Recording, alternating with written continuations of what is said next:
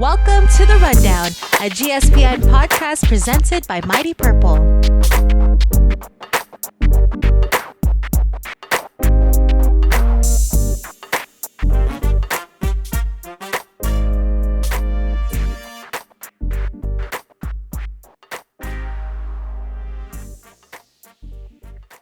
Welcome to The Rundown, a GSPN podcast. It's very nice to see you guys. We've been on quarantine for a while, so we started the podcast a couple months ago, so we're back at it. And today we got some very special guests. Program Coordinator for the ISA League, Al Garrido, is here with us, joined with Mr. Eddie Pelkey, the champion of the FD basketball Friars head coach, and also the president of the Alumni Association FD. We're going to talk a little bit about both of these topics today. But we have a big topic on our hands because COVID-19 has really pushed back this entire sports world. We missed out an entire quarter of sports. We even got third quarter prematurely ended. Softball prematurely ended. So just if you can speak on just first off, how all of this came into effect. Like once the pandemic started, what were the procedures that you took and how quickly did you guys get your plan into action as far as canceling all the sports? And when did it finally come to a conclusion that, all right, we cannot have fourth quarter, we're just gonna have to wait this thing out? Well, okay, so the first part of that question was how we reacted when all of that happened. So as soon as school got shut down, that was March 13th, immediately sports got shut down. And so we called a meeting with the ADs and we discussed on what should we do if certain situations come up, right? And each one was based on how many days. As it got further and further, we had a timeline where this would be the threshold of where we're gonna have to make a decision already. And when it reached that threshold, I don't really recall. I think it was maybe when it finally hit mid-April, was when we discussed with all the ADs, okay, what are we gonna do now? And so we finally decided we had to end third quarter sports, and we started discussing what's gonna happen with fourth quarter sports. Fourth quarter sports came up. We wanted to hold on as long as possible because we knew that a lot of seniors were waiting for some of the final sports at the end. And so we did that. We felt that we did the best that we could to hold on as long as possible. We considered summer leagues and so forth. And then every time it passed each threshold, it became obvious that we couldn't continue it any further. But yeah, we for each of those decision making, all of the decisions that we made were based around the guidelines that was handed down by the governor. And so the pandemic obviously, came at a really rough time. Fourth quarter, canceled sports like volleyball, track and field, paddling, and girls soccer. All sports affected. Unfortunately, there is no timetable. There's no way that there's going to be. I know a lot of athletes were like, we want to try and make it up over summer, but I'm pretty sure it stands now that there's kind of no way to make that fourth quarter up. It's kind of just, we're just going to have to chalk it up and say, we're sorry, but that's life. Yeah, unfortunately, once we started graduating seniors, that's when we started saying, okay, now we should allow our students to go ahead and move on now and start planning for their future. And so that was when we knew already that it was there was no way we could continue. And Coach, you also just at the tail end of at the height of your, the biggest moment for you guys, winning all the championships and all that. Right after that, a lot of your seniors, they did get that send off. How difficult can you imagine that fourth quarter would have been for some of the athletes? And you've been a coach for a long time. How devastating is it from a coach's perspective and an athlete's perspective to not be able to play that entire? I think I echo Al's sentiments in the sense that we're parents too, and we feel for these kids just not being able to fulfill the high school experience. I mean, that last 3 months of high school, I think is some of the greatest memories that you're going to create with your classmates, your friends, your teammates, and for them to kind of, for lack of a better way, to kind of get cheated out of that because of COVID. It's real. I mean, for me as a parent, it just kind of hurts my heart. As a fan, I was really excited. Track and field was something I was really looking forward to watching. I mean, last year watching the upstart St. Paul, St. John's teams come out of nowhere and just kind of throw their name in the hat with the powerhouse JFKs and Guam Highs. I mean, to see that, I was like, wow, I'm interested to see what they do this year now. And that's, I love track and field. It's it's fast, it's quick, it's over. But yeah, for my school personally, obviously not being able to defend a volleyball championship hurt our kids, but it's we're in a time now where we just don't know what the answers are, and I think that's what Al's kind of alluding to is, the safety of the athlete, the student athlete, is at the forefront of everything we do. And fortunately for me, selfishly, I was able to complete my season, and then 2 days later, our governor shut down our island. So for my basketball team, I mean, we were able to accomplish it. We maybe didn't have an opportunity to celebrate it, but as I put it to my players, I'd rather we had gone through it and accomplished it than not had the opportunity to go through it at all, because there's a lot of athletes out there, student athletes out there, that haven't done it. So, it's unfortunate that they had to go through it, but, hopefully they kind of take this experience with a grain of salt and just kind of build from it. But not, it wasn't completely over for high school sports. You guys still remained active as far as ISA, right? Remain active, putting together an esports league, something that Guam has never seen before. There has been tournaments and stuff run previously. We had a good conversation with some of the athletes and coaches about the league when it did finish. But when that became a possibility, how quickly did you guys get that esports league in action, and how did it all really just come about? And what they said that they really wanted to credit you and Mr. John Fernandez on the job of working with them to make it happen. But as soon as the idea even came to you, how quickly did you want to get that on and get exposure for those? Well, obviously, again, we were concerned with how the students were acting, and I think it was their social and emotional welfare that I thought that was very important, that we get something out there for them as much as possible. So as soon as we heard that, I contacted Tegan Brown, who was in charge of Varsity Esports. He's the owner and founder, and he started putting something together, and then I got the word out that Ken St. Nicholas was involved, was very interested in getting involved also. And so I called him, and I think I got the best of what we had on the island as far as organizing this together. And they put it together, and it was amazing. I mean, what I saw with as little as, participants as we had, which we had, every school was represented. What I saw happening in the virtual rooms as the kids were discussing and as the coaches were talking about this and that, and as they were preparing for each meet, was amazing. And probably it's like it was really ironic how none of the coaches had ever met maybe they saw them passing the hallway, but they had no chance to meet their players. There were some athletes that never saw their coach and so forth. And we pulled it all the way down to a playoffs at the end, and then also an individual championships at the end for each team.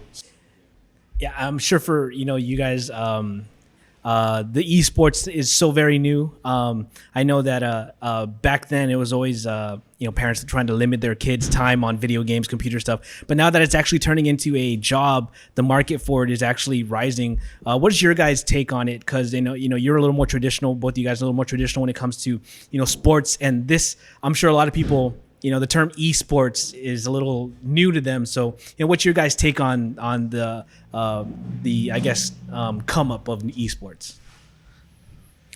I'm a little ignorant to it, to be quite honest with you. I mean, I've never been a gamer even growing up. So, but for me personally, if it's an opportunity for our student athletes to have a way to compete and build that competitive fire, I'm all for it. If it's a way for a student athlete to learn how to generate money, I'm all for it. I think it's innovative. I think it's creative. You'll never see me on it, but I'm ultra competitive. You got to understand, I'm ultra competitive. So when my son was growing up, he would kick my butt in NBA 2K. And after I broke the 5th controller and realized how much those controllers cost, I said, I don't think this is for me. So that's why I say it. But I think it's innovative. I think it's creative. I applaud ISA for going out of their way for their student athletes. I just think it's a great opportunity. At least it's something to help some of these kids maintain that competitive edge. I think there's actually, having said that too, there's actually an edge that esports athletes have to have. You can actually see the top athletes, what they do. And if you boil it down to it, it's very similar to the top athletes in different sports. The best guys, they practice. The best guys, they listen. They review their sport and they understand it. And the hand-eye coordination and really all those things come into play. The mental strength to be able to do that. That comes into play. If you're not ready to go up against somebody, you just one little slip, your tendencies will show. The best athletes will see that. So there's a lot of similarities. Other than as a matter of fact, the cardiovascular system starts to get activated too. I can hear these kids. I not really hear them, but I see them say, "Oh man, my hands are shaking" during the playoffs and all that stuff. And so, yeah, I got kind of like excited about it too. So, and I don't want to undermine them. And like what Coach Pelkey mentioned, I mean, this is an opportunity. Once we found out that there are scholarships available, that there are chances for our kids to earn money with this too. So, I mean, why not? Why not open it up for them and see what we can do to expand.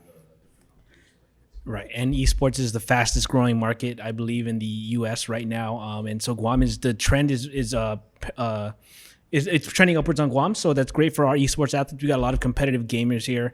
I grew up I'm kind of the middle age where I grew up where video games was on the rise. So it's good to see a lot of these kids who would you never really consider being part of a team in high school, jump on a team like this and actually get some exposure and feel like, hey, this is it involves a lot of the same camaraderie with sports. You work with your team, you work with so building the relationships, I'm sure, is very much the same. We have more on esports. That's still on the rise. It's still a growing thing. ISA tried it out for the first time. We'll see how this develops. I know a lot of the athletes wanted to say that they hope that this maintains throughout the entire year because this is something that they really look forward to. You guys are also in a very interesting stance because the biggest topic of this sports year was also ISA, the formation of ISA, separating from the IIAAG, and that caused a huge uproar in the sports community for sure. And third quarter was really where ISA and IIAAG had to coexist in leagues. We wanted to just backtrack on that really quickly. After seeing how it affected, the only sport that it seemed to really affect was basketball, as far as not being able to play under one umbrella. From the ISA side, how difficult was it for you guys to, I guess, operate all the other sports, rugby, tennis, and I believe it was rugby, tennis, and boys basketball was their, what was the girls' sport? Softball. So, softball. How difficult was it for you guys to run leagues like softball and rugby where they were all kind of under the same umbrella, and then basketball where it was two different schedules? I'll be honest with you, it wasn't difficult at all. I have to hand that to the IIAAG and all the schools that were involved in the IIAAG because we pretty much just patterned it behind what they were doing for how many years. And it was just a matter of allowing the ADs and not really restricting the rules or the coaches. I didn't want to go in there and just create something new all of a sudden. I just wanted to make sure when I was told that I'm going to oversee this program, I wanted to make sure that I did the first and foremost thing, which was to make sure that the GDOA kids had a chance to play competitively. And the second thing was to make sure that they can still play with the IIAAG, right? So those are the two main things that I was considering.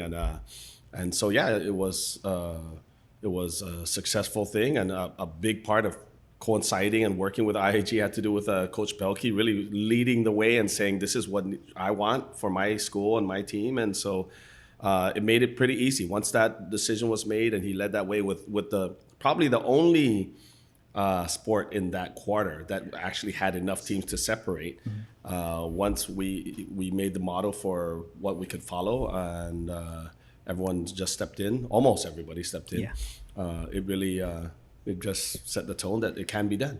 Yeah, and Coach Pelkey, you were like Al said, you were the catalyst front. You said right from the jump, I don't really care how this happens. Yeah. I want my school to play everybody. Yeah, we just got done talking about opportunities that esports creates, and I understand where ISA's coming from and totally respect how they wanted to kind of separate it and handle their own league. I mean, that's their right. They have every right to do that.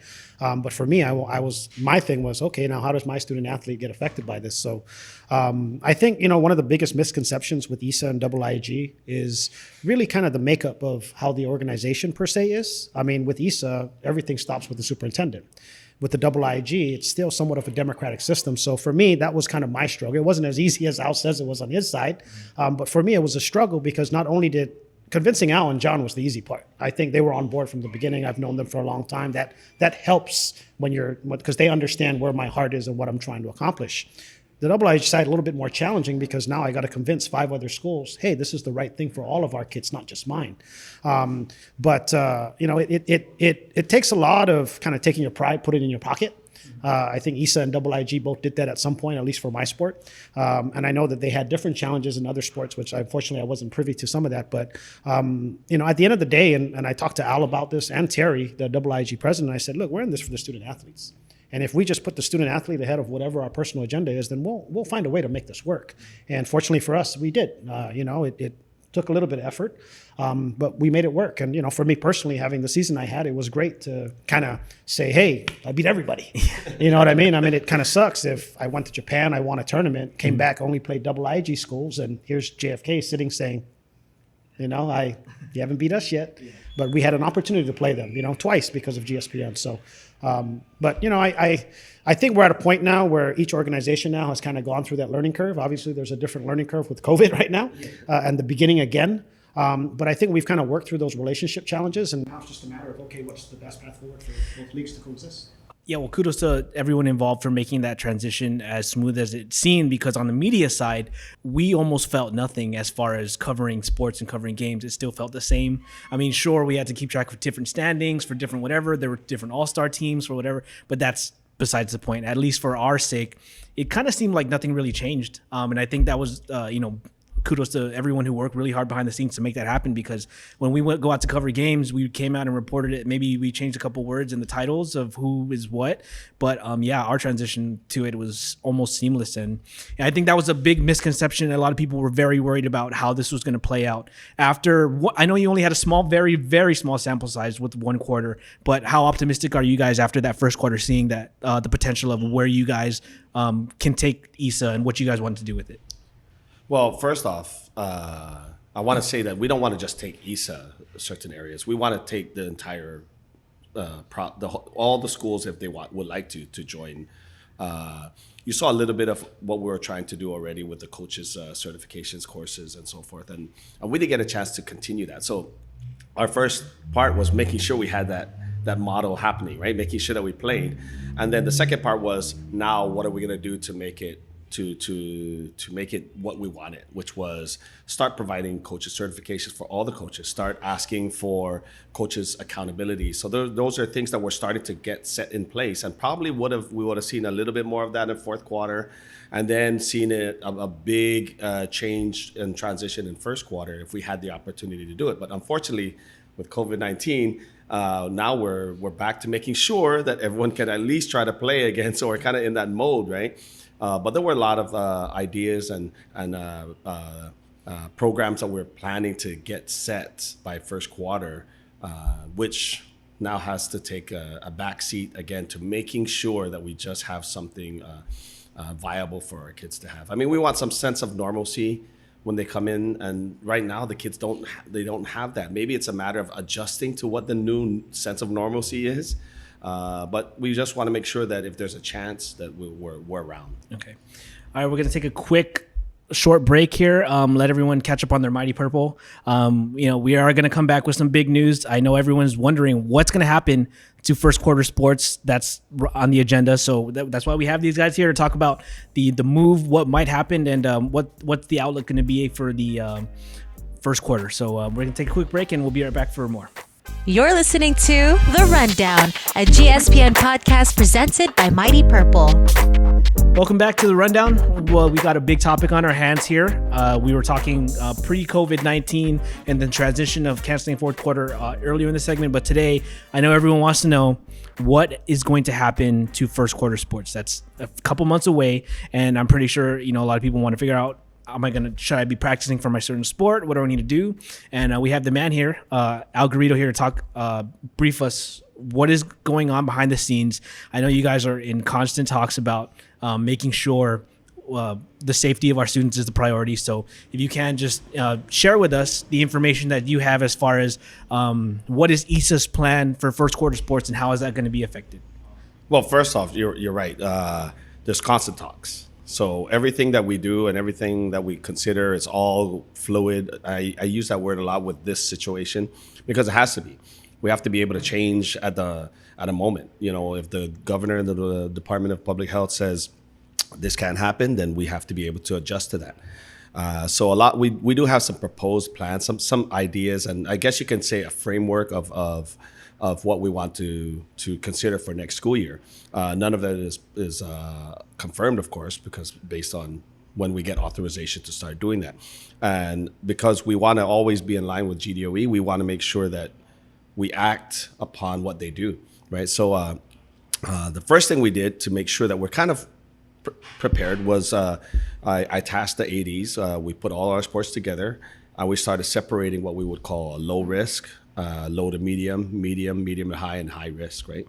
And so the low risk sports, we looked at them and we started coming up with what are the sports that are already allowed today. And they're allowing tennis, they're allowing running, right? So those were no brainers, those are low risk.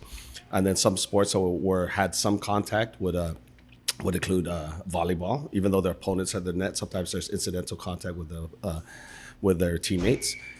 Soccer also has some contact too. Generally, they're further apart, but sometimes they're together. And then we looked at the higher risk sports, which are the ones with multiple contacts, right? Basketball, we consider that a very high risk sport because it's multiple contacts. You're always in the face of somebody, even if the ball is not within your area. Wrestling is probably the most. So those two were very high, and then we considered football high risk also because of the constant. Even though we did look at there is going to be some separation also too, but we did want to make sure that we did address the fact that there's going to be constant contact. And surprisingly, paddling kind of went to medium high because the boats can't give them 6 feet distance. So even though there's really no competition against the opponents side by side with their teammates, they're close. So that's what we did first, to kind of like look at that and try and see what are we going to do.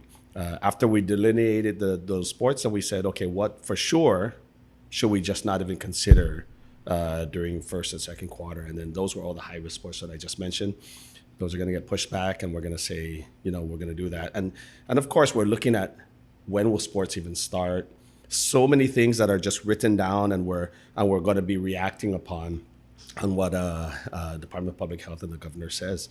That includes shortened seasons if we have to, even if it has to be when we talked with the ADs. I mean, realistically, if it brings it all the way back to the end, it might be 3-week seasons where teams are practicing, and then we're doing like tournaments, maybe 2-weekend tournament. All those kinds of fluid ideas that we must have in place just to prepare for what the situation presents with us. So all of that's really based on, again, what GDOE does, right? Yeah. And this is, of course, speaking only on behalf of ISA, the IIAAG. The private schools are not. They're in their own talks. They're in their own planning. We have no idea yet what they're up to. But as far as ISA goes, you guys are just to simplify what you said. You guys are taking all the contact sports, really the high, and then pushing it to at least third quarter or fourth quarter? At least a third quarter. Okay, so that's obviously football, basketball, like you said. Coach, if the IIAAG also follows this protocol of moving sports around, how greatly does that affect you? Because I know you have some volleyball, some football players, some field sports players who, if you're forced to wait, if you guys are put in the fourth quarter as opposed to the third quarter, and you have to wait for someone, instead of waiting for them to come after Christmas break, having to wait for them to transition from sport to sport, how does that affect you? I don't care. I tell my kids all the time, I'm a big believer in my ability, and I really don't care who's on the team. I believe I can teach the game. I believe that I can teach the game to make us competitive. And if a child decides that he wants to play rugby because he doesn't want to play basketball, then I'm going to support him, and I'll go watch games when I get an opportunity and cheer him on. If volleyball takes some of my athletes, then I'm going to go to volleyball games, so I'm going to support him there as well. I think I don't care is maybe a strong statement. I just don't think it impacts me as much as maybe it'll impact other coaches and other teams that may need those multiple sport athletes and so on. So I just have a competitive edge about me that, hey, man, I'll take any 15 players that want to come out and compete, and I'm going to put a team out and we're going to compete. I applaud ISA for kind of the approach that they've taken to to looking at this. I know I haven't been privy to a lot of the IIAAG talks. I know they have a big meeting on Wednesday, the 1st, to discuss a lot of this, and hopefully we can get some guidance from them then. But it sounds like they're kind of on the same page. I think the biggest thing, obviously, at my school is football. You know, I mean, we have 5-time champions sitting and saying, "Hey, man, we want to go for 6," and we're at the mercy of ISA because, you know, unfortunately, we don't have enough schools to compete within the IIAAG. So, there's you know, I think the biggest thing that we have right now going on is there's so much uncertainty. And it's hard to provide answers when you don't even know what the true questions really are. And, you know, we're at the mercy of the Department of Public Health. We're at the mercy of the governor, and we have to trust their judgment and give us the proper guidance. And then, you know, kind of give us the rules to play by. It's kind of hard to make up your own rules as you go in this type of environment. I'm pretty sure Al echoes that. So there's so many moving parts right now. And once we can kind of get them to slow down a little bit, we can probably figure out a path forward. So, and I'm sure for GDOE side, you know, my wife's a teacher, so I'm sure the main talks is getting this kids in school first and making sure that they're able to attend school safely, and sports is going to come follow suit. I'm sure that's the priority of you guys' talks right now. Oh yeah, my girlfriend's a teacher too, and she says it all the time. You know, she wants to be in a classroom. She wants to be able to teach her children. So, you know, it's a unique environment, not just for student athletes, but it's a unique environment for everybody right now. Yeah. So piggybacking on the talk about first quarter sports.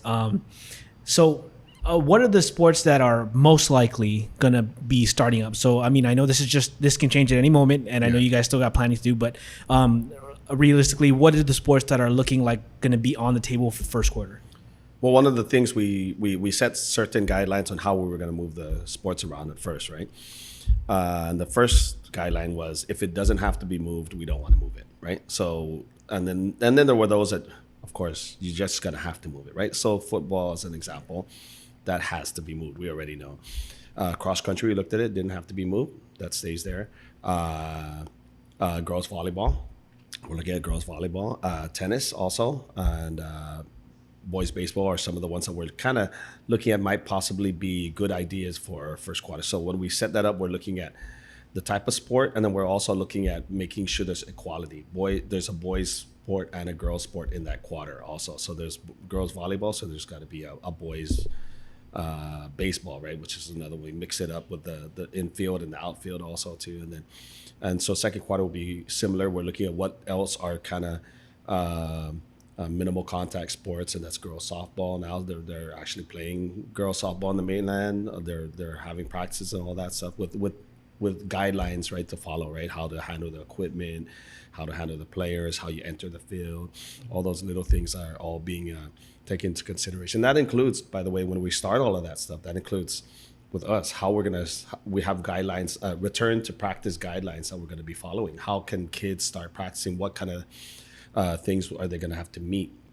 Temperature checks, understanding COVID education. Even though we feel that people might know already, we believe that every kid and every coach should understand the importance of it. We don't want people to, because there may be different beliefs, right? But you should follow the guidelines that are set in place in order to be able to participate. So yeah, those are some things we're considering. I know, in a very important question too, with this in mind, what is the what are the restrictions, and if there is going to be any on fans and attendance and people who can, come out to these games and so what? We're going to follow the same public safety guidelines that the Department of Public Health puts out. So if they're saying no more than 25, then we're going to look at our kids and maybe, just off the top of our heads, right, what we're considering is if they're allowing 25 people in a gym, or depending on the capacity of the gym, the numbers, then we'd split that evenly, right? Each player can say maybe 2 from her and 2 from her and 2 from him, and then they can invite 2 people, and that would be the max in that gym. And there would be the same thing, entering establishments would be a temperature check and so forth, and mask at all times, if that's required at that time also too. So all of those things are really going to be based on what we're allowed, yeah. And I guess the next question is, so you guys are working hard to put a plan in motion to make sure the transition into into sports is safe. So when would the talks begin? I know we still have to wait for what IIAAG's meeting is going to be at this week and what they're going to talk about. But how early are you guys opening the door to discuss coexisting with them the same way you did third quarter? Whenever they want to start discussing that too, we're always open to listening to what they're doing and so forth. We want to make sure, again, that we're doing, making sure that we have a plan in place. And then if we want to come together and look and see how that works out, and yeah, we're open to that. Definitely. Coach Pelkey, how many assured seats are you guaranteeing yourself as far as attending these games? Do you know a lot of the kids who are willing to put you on their list as far as if Father Dueñas is participating in a sport, I'm very confident that I'll be able to watch. There's not a lot of people that can tell me no when it comes to Father Dueñas sports, so I'm pretty confident I can get to where I need to support my school. But no, the hard part, like I said about all of this, is it's such a big moving target that we have right now. There's so many pieces that are being moved across the board. And I mean, let's just take cross country, for example. Let's say we go out, it's a low risk sport, cross country. Well, what happens if something happens at cross country? What happens if we do have an influx of positive cases in a cluster? How is that going to impact how other sports are going to be run? And I'm pretty sure ISA has those discussions just like the IIAAG does, or okay, what's our contingency plans? And so it's just, it's so difficult at this point to really just kind of shoot at the target because you don't know what the target is. And, I'm hopeful that at some point we'll be able to, fill up facilities. And I mean, a basketball game or a volleyball game with just 20 people, it kind of takes the edge off a little bit, especially for these kids. I mean, there's no, and I tell my parents this at all my parent meetings, there is no greater joy for a student athlete who participates in a sport than to look up in the stands and see their mom or dad cheering them on. There is no greater joy as a student athlete. And to take that away from them, it just doesn't sit well with me. I'd rather not play than to take that away from a child. So, but that's just my personal opinion on the matter. I'm kind of glad that Coach Pelkey brought that up about the safety of all the kids and cross country as an example, because people might be thinking in their mind's eye, cross country meet, all these kids in one space, and if we're going to have guidelines that will not allow that to happen. So how will cross country look? That's still a long way for how we're going to look. Could it be individual time trials where we set one person off and start their time and the next person? All different kinds of things are being thrown out there just to assure that, like what Coach Pelkey said, the first thing you want to do is make sure everybody's safe. You want the risk has to be as minimal or none as much as possible, and all based upon, again, what we're allowed to do. Well, I think one of the things as well too, Robbie, is we're starting to see a lot of professional sports leagues kind of start back up again, and I think that's going to help ISA. That's going to help the IIAAG because it's going to lay a framework or a foundation for them to somewhat mimic. Mm-hmm. Now, obviously, ISA is not going to be able to take all their players and quarantine them at, say, JFK for 2 months and finish a basketball season. That's just unrealistic. But we can take some of the safety practices that they have in place right now and apply it to an indoor setting, to an outdoor setting, and then see how that kind of helps. And at the end of the day here, I think it really comes down to people self-regulating. Yeah, you can be asymptomatic, but if you're washing your hands, if you're socially distancing yourself, if you're minimizing the amount of places that you go visit. I mean, hey, I love eating out, I love going to places, but at the same token, as much as I want to help those businesses, I got to think about my personal health as well here. And if I have to stop doing that to just protect my athletes, then that's what I have to do. So, a lot of moving parts, a lot of targets. We'll see what happens. Yeah, well, if anything, the IIAAG and ISA both demonstrated that in the event of the pandemic, they will be fast acting to ensure the safety of the students, whether it's canceling the leagues, postponing or shifting stuff around. So I know you guys have the students' best interest in heart, and their safety also priority. So this is definitely not a topic that's going to go away. We're going to keep talking about this until until it actually starts happening. So it's good to get some idea. I'm sure a lot of the student athletes right now who are getting ready for their senior season, kind of wondering what's going to be going on. So we just wanted to update that, and a lot of the fans too are not sure.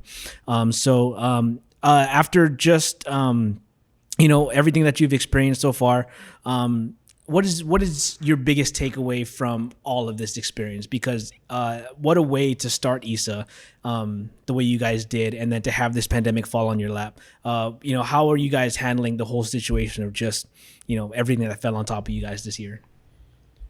Can you repeat the question? How are you guys? What is your guys' biggest takeaway from this league? Like, what are you guys learning about ISA and learning about, I guess, the the formation of ISA, and what are you guys, I guess, biggest learning curve, biggest understanding, biggest hurdle that you guys had to go through with all of this falling on top of you? Well, the biggest thing that I started to see as with the two different leagues was that instead of looking at it as a hardship or as an unfortunate situation, we call it in education disruptive education. A lot of people just don't like change, but they hated the fact that technology was coming in, Facebook was being, all these different social media, and now we're utilizing that to kind of progress education, right? And so with this, for what I saw was an opportunity for more private schools to build more teams now. An opportunity to develop possibly a competitive league between a public and private school league. I know in the mainland, almost in every district, there's a public school league and a private school league. And it's, here in Guam, everyone was talking about, why do you want to separate us? And that was never really the thing, was to separate. It was just to run our own league and so forth, and to still be able to compete. That was never a problem there. So the biggest takeaway I would say is that I think it's going to make, and it's going to force people to, kind of like what COVID-19 is doing, ironically, force people to relook at ways to be successful. Even if it's separate leagues, IIAG, I'm pretty sure Terry and those guys on that side are looking at how can we make sure this league is really a great league, and without having the animosity towards each other. There's always going to be rivalry. I really appreciate that, and I believe that's part of the whole thing. It makes it very exciting. But to let them know that even throughout this whole thing, the athletes, that's the biggest thing. If you look at the athletes, they still care for each other, man. They still like each other. The public schools, they look forward to playing FDs and so forth, and so that's something we just can't take away from them. Yeah, and from our perspective, obviously our approach was to sit back, see how everything plays out. But I know you guys had a lot of people rooting for you guys to fail. A lot of you guys, hoping this thing doesn't fall through because they wanted to go back to the way it was before. So I just wanted to, quick hit ahead there, say, hey, you guys found something that works, and you guys are planning to improve this. This is not something that's just, you wanted to try out and are going to pack your bags, right? You guys are in it for the long haul. Yeah, it's funny you mentioned that about them applaud. I mean, a lot of people kind of looking out for ISA to fail. I gave a presentation 2 months ago out on Brent Tipton's virtual coaching camp, and he asked me to talk about how do you build a culture for a team. And one of the things that I mentioned that received a lot of questions was you got to stay the course no matter what, but you got to be able to adapt to the change without deviating too much from your course. And when I sat down with the superintendent and Al, after I tried to talk to Al for so long, and I was like, I just need to get John to sit down, and pulled a couple cards and got to meet John the very next day. And the first thing I said to them was, look, I want you guys to succeed. You know what I mean? But how can we make it work together? That's my question. You know what I mean? And I think most people are not receptive to any type of change. I'll hit it right on the head. Everybody, I hated Facebook, and now, damn, I can't go a day without just checking and say, who did something today? So I think over time, we'll kind of overcome a lot of those obstacles. Obviously, they've kind of got a real tough challenge ahead of them because they're still fresh, they're still new, they're still learning about themselves in the sense of what works for us, what doesn't work for us. We just got to stay the course. We got to keep pushing forward, put the best foot in front of the other, and we're going to get punched in the face every now and then. Yeah. And you just got to stay the course and keep moving forward. And I know a lot of the work you guys did was to ensure the athletes. I know a lot of the athletes were scared too because it affected them directly. But after a quarter, I think they began to realize that, hey, not too much is different. And the people who are working behind the scenes like you and everyone at GDOE does have the best interest in wanting us to get the most out of the high school sports experience. So I'm sure, like just piggybacking on what you said about how, it seemed very scary at first because no one wanted to change. But I think after we got a little taste of what's going on, I think we can all assuredly say that it kind of, from the fans' perspective and the reporters and the media perspective, it didn't seem too much different, which was, kudos to everyone behind the scenes putting that together. Everyone played a role, I think. Even IIAG, allowing the interleague to happen. Sure. The superintendent meeting with Pelkey there, and a lot of his visions on what we should do as a league, those all allowed all of this to work out. And I kind of like how we're breeding competition still. It's a new type of competition, public versus private. And I think everyone looks at that very negatively. I don't see anything negative about it. I mean, for so long, Sanchez and Okadu are rivals, or JFK and Sanchez are rivals, and now they're coming together because you're playing against Harvest. You know what I mean? And it's nice to kind of see those rivals come together for a common goal because, hey, man, we're on the same team now, per se. So I think it breeds more competition by kind of having a separation. So. And again, it's nothing new. Like I mentioned, public and private schools have different leagues all over the world. So, I mean, one of the arguments was the fact that we're such a small island, you shouldn't. But again, if we're forced to now make more teams, it might allow for more competition. I mean, later on down the line, GDU with having 2,000 students in one school might be able to, one day we're looking forward to put together 2 teams like how it used to be, a JFK green and gold and a GW purple and gold. And that might allow now Harvest to say, hey, let's start putting more teams out there. Maybe now they'll have more teams or certain schools that don't field certain teams. Now IIAG might say, hey, we need 6. Can you put a team together and so forth? So it might force. It creates the opportunity. Action. Yeah. Yeah, I think that's what's been missed in a lot of this is that we're missing out on the opportunities that it could create in the long run. Yeah. Definitely. And so that's what's going to be happening pretty soon for ISA Sports. We'll re-tackle this topic many times over summer. This is going to be something we're going to be revisiting. But now we have an idea of what is going to happen for first quarter. We're going to take one more quick break, then we come back. A very fun topic. GSPN has been cranking out with a lot of lists this summer. And, a lot of the reception has been positive, but we also have been getting a lot of negative reception. So we're going to talk about it with these guys when we get back. So quick break and we'll be right back. You're listening to The Rundown, a GSPN podcast presented by Mighty Purple. Welcome back to The Rundown, our final segment of today. We're going to be talking about website stuff. And, when COVID shut down all the sports, it became hard on us for the media to produce stories because really everything just took a halt, stop sign in the middle of the road, and we just had nowhere to go. So, on our turn, we were like, how can we produce content? How can we come up with content to get people engaged? So we're like, initially I came up with the idea. I was like, hey, let's go visit the top 10 generational athletes, the multi-sport athletes of the generation, this past generation from 2010 to, it would have been 2011 to 2020, who were the top athletes who played multiple sports. And then, we came in and did all that work and behind the scenes. Then we put out the list.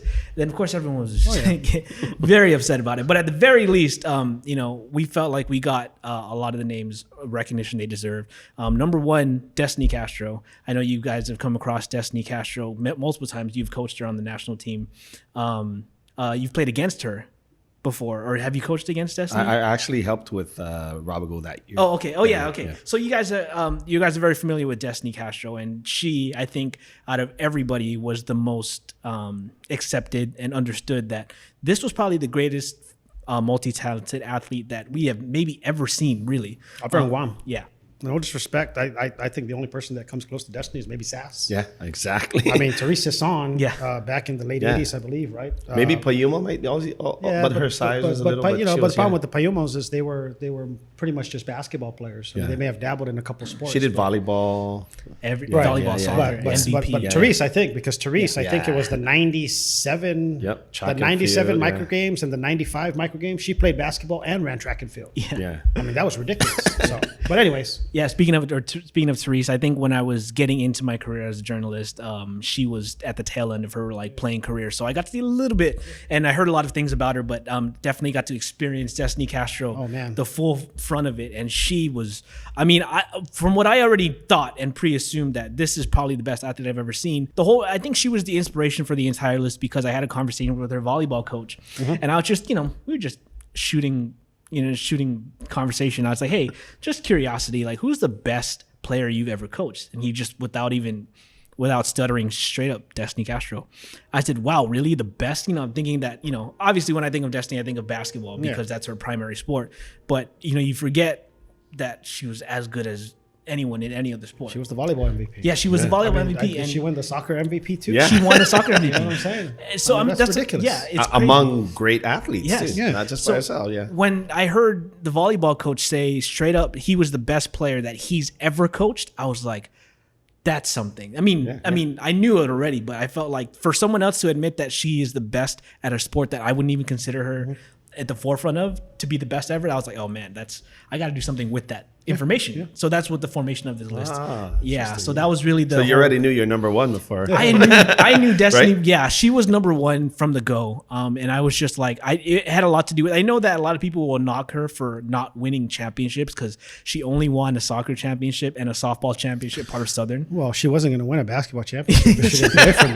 Yeah, I mean, I think she knows that. Des, I love you. You know that. She wasn't going to win if she had to play against me. Yeah, unfortunately, her senior year ran into Mia St-Nicholas, the come up of Mia St-Nicholas and Callie's last year. That was just that's a brick wall there. You won every game that year by like 20 plus points. Yeah, Destiny is she's a freak of nature, man. And I think the biggest testament to Destiny that people don't see, and I've had the privilege of seeing, is that her work ethic is unfreaking believable. I mean, if you tell Destiny Castro she cannot do something, that very next day, she's almost got it down. Yeah. You know what I mean? And I remember Jimmy doing a 3-ball dribble drill with her, where you take 3 balls and you simultaneously have to keep all of them bouncing. You just got to keep switching hands. Yeah. And Coach Jimmy did it. And Destiny looked at it. And I kept watching her. And she kept getting frustrated. And I want to say by the very next day, she had that thing down to a science where she started going up and down. And her work ethic is just unbelievable. And I've been around a lot of great basketball players, but just her work ethic is, hands down second to none. I mean, she knew how good she was, and she still wasn't satisfied. I mean, and I think that goes for almost every great athlete. You know what I mean? But for the women's list, I thought that hands down, no problem. Yeah. I mean, everyone knew it was that. I did April Toledo. April was number 2, yeah. Right. Yeah. So April was definitely a close second. And for me, I think what April accomplished was somewhat overshadowed. Yeah. I mean, you got to remember April's like a whole 4'10". Yeah. She's You know what I tiny. mean? And but she was ultra talented. Yes. And she played volleyball. Yeah. She ran. She played soccer. She played basketball. I mean, unbelievable. The So crazy thing with relentless. the crazy thing with April to me was always that, like you said, she was often the smallest person on her team, but I mean, she was a winner. She's through and through a winner. She won championships in every sport she played. she beat me. She won championships in every sport she played, and she was the best player on those teams every single time. To me, which is like, And she never said anything. Yeah. Oh my goodness. She never said anything. Yeah. She never said anything. That's what pissed me off, because you can't figure them out. Yeah. If they show emotion, then you can kind of figure out a way to get under their skin. But when they don't show it, you not can't her. figure them out. Yeah, and she was very humbled to be, she thought that she didn't deserve number 2 when I was messaging her, and I was like, girl, if it wasn't for Destiny Castro, you would be number 1. Like, that's how realistically that's what it would have been, just because your accolades alone and your ability, what you did when you played, is just phenomenal. And then the boys list, that's where we got a lot of backlash. It's tough. We consider DeAndre Cruz and I know a lot of people are like, oh, he wasn't that good in basketball. He wasn't that good in volleyball. He was only really good in football. And, our counter argument for that was always like, well, every single time we saw DeAndre step on the court, field, whatever, he made the biggest impact in the most inopportune times. And he is just a physical freak of nature. He's always you look at him, he's a physical freak of nature. And we just felt like he doesn't even train for volleyball. He took track one season and got bronze and silver medals. So for us it was very like I know a lot of people don't agree with it, but for us it was like he came in and just kind of was learning the sport. We felt learning the sport as he went, and kind of just did what he did, was a physical freak of nature. Who was 2 and 3? I forget. Number 2 was Matt Soho from Sanchez. He was a wrestler in volleyball. Very contact sport oriented athlete. Very great athlete too. Won a lot of championships at Southern. A lot of people. Sanchez. Sorry, a lot of people won a lot of championships at Sanchez. So a lot of people were, not in agreeing with us that DeAndre won. And I know a lot of it too comes with the stigma of being an FD kid, and 2, he beat a lot of people. And because he beat a lot of people in his way in high school, he rubbed a lot of people the wrong way just because, they didn't like competing against him and losing against him. So I know a lot of people developed a disdain for DeAndre in that period of time. So I don't know, Al, what do you think, Al? The best male multi-sport athlete out of Guam? In the past decade. Completely. No, never mind the decade. I'm talking about just forever. I mean, let's date ourselves a little bit. Let's entertain GSPN here. Sure, yeah. The first name that comes to mind, Jesse Paris. Oh man, yeah, without a doubt. Jesse Paris. For the that young guy folk could have out there. done D1 volleyball, D1 basketball. I mean, he was those two sports, and he was yeah. probably good at everything else. Yeah. But man, volleyball and basketball. I mean, he was arguably, you could have made the argument at that time that he was the best player in each sport. But yeah, Jesse's that first name that just comes to the top of my head, just kind of how Destiny pops off, and things like that. So how Sass came up with our head. yeah, I think Sass female is in my opinion, and granted, I think Sass is just kind of up there. This was just the last 10 years. Though, The list one that they we did did, the last 10 But Patrick years. Pat also did a story. Well, my story was a combination of the past decade, but the inspiration also became because Pat did a story in 2015 about the top 10 multi-sport athletes ever, just dating back, and he actually put Jesse Paris as number one. Yeah. So I'm just curious. Did Aubrey Posada show up in any of the girls? I think she's prior to 2010 though. No, I mean even in the. I'm not sure, but definitely, she's one also too. I thought it's a volleyball and generational soccer. athlete, Yeah, she was one of a kind. baseball. volleyball, Softball. soccer, and she played basketball too. Yeah, she was track. pretty- She was a long jumper for the. I'm sure. national team in I track, feel like Aubrey was on that list. I know athletes like Baby Joe Time and Glow. I'm pretty sure Aubrey Posada. That name too. Also, when I was coming up, that name was very, very popular. It's real hard to just kind of. It's just real hard to do that. I mean, I applaud you guys for the effort. It's it's hard because it's difficult to weigh the value of their contributions in the sport towards the whole, and there's no right or wrong way to kind of put your ratings on that. So, but yeah, man, best. As an educator, I would have put it into a rubric. Yeah, see, I would that's have the been thing. like championships, years of experience. Yeah, as much as we would like to do that as well, there were two things: time constraints. We needed to come out with content, so we were trying to put it together as quick as we could. And the information that we had, we didn't have. You Google it, you're never gonna find it. You will not find it. I think a full 2 days Googling every person's name, trying to pull in every accolade. I tried to make a rubric system, but I'm like, I know I'm either missing an athlete's name, I'm missing an accolade, and I'm just like, we're just gonna have to put out with the best information that we got. And that's the a lot of people disagree with it, and we understand. I mean, we appreciate that a lot of people did come to or reacted to it because it made us know that our following is as big as we want it to be, with people come in and. I think the one trend that I saw with kind of both lists, male and female, is we're seeing, and I don't know, Al, you can chime on this too. I think we're seeing a trend now where the male student athlete is starting to focus on that one sport. Yeah. Whilst the female student athlete is still somewhat kind of having their hand in different pots right now. Yeah. And I think that list kind of, leans towards that per se, because, like you said, DeAndre, he was really good in just one sport, but, the other sports he did contribute. And I think that's kind of how we're seeing the trend of male sports And that's right probably now. why the male side was a little bit more argumentative than the female side. Right. So, but yeah, probably just the way things are going. Yeah, and another list we wanted to quickly touch up on, the basketball list we created. We initially created it with another media partner, but they quickly took their name out of the hat because of the amount of backlash it took, the dollar sign. Like I said, Dominic, stand your ground, Dominic. So we were talking about the list prior to the podcast today. And we were saying that, hey, this is a trend that's been going on for the past few years in a lot of sports. We didn't necessarily put a dollar sign on the person as claiming too much of their worth, as opposed to like we're looking to build a roster of players. And I think a lot of people in that comment section and a lot of people reacted to it like, why are you putting a dollar sign? Why are you putting an amount towards a player saying that they're worth this much, as opposed to, it's a trend that we were following on that other media is doing. So, I had a lot of fun with it. Yeah. I came up with the team. Yeah. It's going to be hard because if I say my team, then I'm going to have we don't have a lot of players that are going to be mad at me. Yeah, we don't have to go down that. But I think number one, and being a female coach, I think those that feel that the whole dollar sign next to a female name, I don't buy it. I don't understand what's so offensive about it. Yeah. I mean, I think the girls themselves were more arguing like, "Oh, I'm worth more than this girl is worth." Those are valid arguments. You know what I mean? Take those, and and I'm not trying to be pro GSPN on this, but I think maybe if you did the boys before you did the girls, it probably wouldn't have gotten as much I thought the kickback. same thing too. But at the same token, those people that are making the argument that you're putting a dollar sign next to a girl, why aren't they making that argument that you're not putting it next to a boy? Yeah. You know, so I had personally, for me, I had fun with it. Yeah. You know what I mean? Yeah. I mean, Destiny, you're on my team.